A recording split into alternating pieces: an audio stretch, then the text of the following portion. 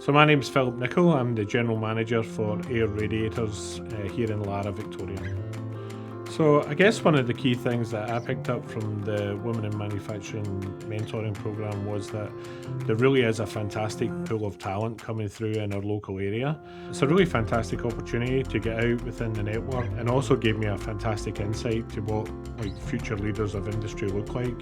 It was a really good opportunity for me to try and impart some knowledge and some information off to that person and help them with their career development and where they wanted to go in the future.